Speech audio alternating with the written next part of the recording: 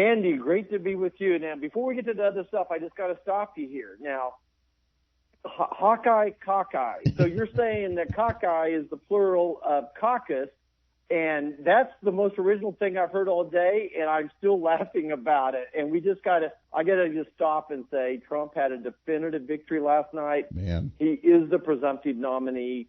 We as Republicans need to get behind President Trump. It's time to put our swords down and save our words and our money to take on Joe Biden here in the very near future. So let's rally together. He's the guy. Let's get behind him. Let's rally behind him. I'm right there with you. He talked about that in his speech last night as well after the victory because of how dominating it was. It is time for everybody to come together as a party. I don't know if we're going to see that as Nikki Haley says that she's looking out into New Hampshire and beyond. But, yeah, what a dominating victory that was last night for him. Yeah, it sure was. It was as dominating as the Chiefs' victory over the Dolphins on Saturday as well. I think it is. I think it's the margin of victory. Gosh, the biggest victory ever before was 12 points by Senator Dole, and here this was whatever it would have been 30-point victory as well. He is the presumptive nominee. Let's get on with business here. Joe Biden is destroying this country. He's given us an open border, record inflation. We're not safe anymore. Our friends don't respect us, and our enemies certainly don't respect us. We need a change here in the White House. Amen to that. And let's talk about some of those big disasters, Senator. You've been working hard. You guys really hit the ground running as you guys came back after the New Year's and in starting off this new session. And immigration has been the forefront. We wanted some immigration policy going into the holidays. I know that we weren't able to make it happen. Democrats wanted funding for Ukraine. We tried to tie it with some immigration. They didn't like that too much, but now we've seen a bill kind of sort of proposed, but we see this massive emergency, kind of a 911 situation at the southern border right now. What's going on? What can we do to fix this right now? Right. I think we are still treading water. I don't think the real negotiations have yet happened. I've said over and over again, unless we address the parole issue, there's really no deal.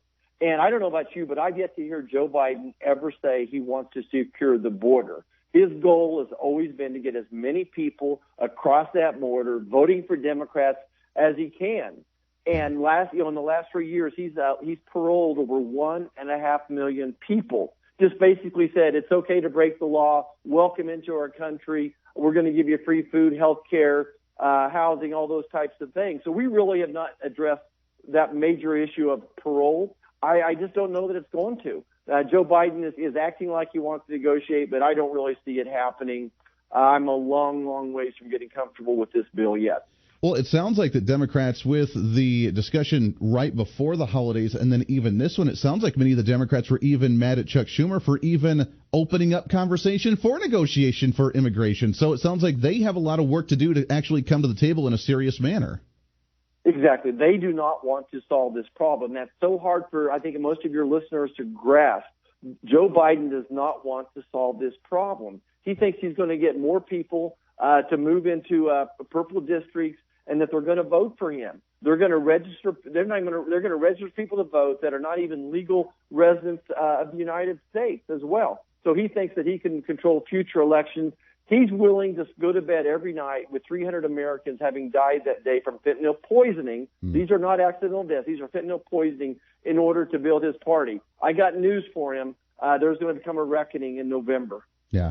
Amen to that. You mentioned fentanyl. Are we seeing anything better on the fentanyl front? I know Texas is trying to starting to take matters into their own hands and saying regardless of whatever the federal government's doing, because we have to address this now. But is fentanyl getting any better right now, or is it just getting worse? Oh, it's continuing to get worse now because the cartel has positions established, base stations established throughout the country, including in Kansas. I forget how many pounds fentanyl were seized this week alone. So, and I go back to these gotaways, 1.7 million gotaways under Joe Biden, people that our patrol saw going over the horizon that they couldn't go capture. What are those people doing? Well, they're smuggling in humans, they're smuggling in the fentanyl, record numbers of people dying. It's now the number one killer for young adults in America is fentanyl poisoning. Wow. It's very scary. Now, the fact that we're still having to deal with this is an invasion in the country, whether it's human trafficking, whether it's fentanyl and drugs, whether it's guns, whatever it may be, we're seeing this invasion come in. You guys have been working on an investigation on Alejandro Mayorkas about a potential ridding him of office because of not actually doing the job. Are we getting any further with that, or is he starting to maybe clean up his act because he's afraid to lose his job right now? Well, the Democrats shut us down.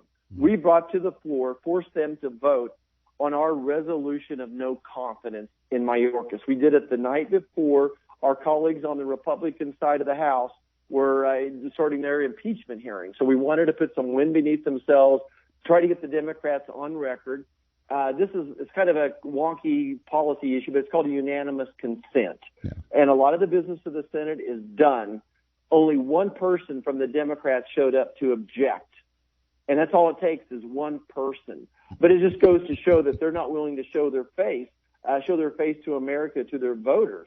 So basically, they're saying that they have confidence in Secretary Mayorkas, and we all know that he's lost operational control of that border. 10 million people crossing that border illegally under his watch. Yeah. What's the next step here? Because, like you said, it sounds like they come in, they stop the investigation, they stop any type of committee hearings against him, they stop any type of conversation about a border policy bill. They're still thinking that they get to dominate the conversation and dictate what you get to and get not to vote on the Senate floor. So what's the next step to make this happen? Right. Well, I just want to remind your listeners that elections have consequences. We lost the majority in the Senate. If that wasn't the case, we could have been doing hearings and hold the administration accountable, much more so regarding this operational control. So we have to rely on this slim House majority right now to go through with their impeachment hearings. And impeachment can only be initiated on the House side. So we're at their mercies over there, and they've got their hands full as well. But they are, I think, they're week number 2 of their hearing is their investigation of their impeachment hearing is this week as well over on the House side. So God bless them, and hopefully they'll get something done over there. Yeah, maybe we can see some progress on that. We're talking with U.S. Senator Roger Marshall from right here in the great state of Kansas, my home state. And Senator, let's shift gears a little bit in the last couple minutes that we have with you. Is we have phase 1 of the continuing resolution ending at the end of this week. Phase number 2 ending beginning of February. We have a proposed $1.7 trillion federal budget tentatively between Speaker of the House Mike Johnson and Chuck Schumer. I don't know if that's going to be the final bill right now, but a lot of conservatives on that side say they don't want this. What's the conversation look like in the Senate side regarding this bill right now? Well, look, you can always find 10 GOP senators that would do anything to keep the government open. So you remember you had the 60-vote rule over here, and there's 51 Democrats, so they got to find 9 Republicans to vote yes. So they control the agenda. But here's what's the important thing to communicate to your listeners, though, Andy, is Chuck Schumer wants an omnibus. He likes these deadlines. He's going to force us to do what's called a continuing resolution. So one way or another, I bet that we're going to keep the government open for another month. The good news is it's going to allow Mike Johnson another month to go through these appropriation bills. There's 12 of them, one at a time, show them the light of day. But mark my word, Chuck Schumer's one and only goal is to keep making this fail and fail and fail until we finally throw up in our hands and let him do an omnibus. Yeah. That lets him bring all this funding together, start from scratch. He and the swamp and the White House can then write exactly where that $1.7 trillion is going to be spent on their bridges to nowhere. So that's his goal. His goal is not to solve this problem.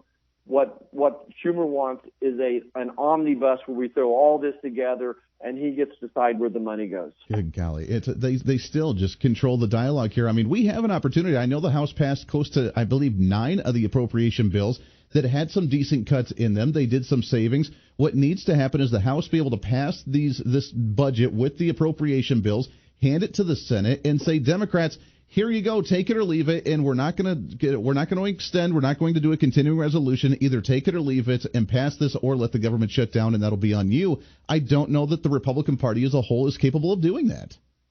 So that's exactly what we would like to do, Andy, but I guarantee you if we do that, the national media, outside of 2 or 3 cable stations, is going to blame that on Republicans, and they are incredible at doing it. But regardless of who gets blamed, we're going to do the right thing. Speaker Johnson operation with that 4 or 5 seat majority. A lot of those people that's these purple districts, it's hard to get them on board with anything.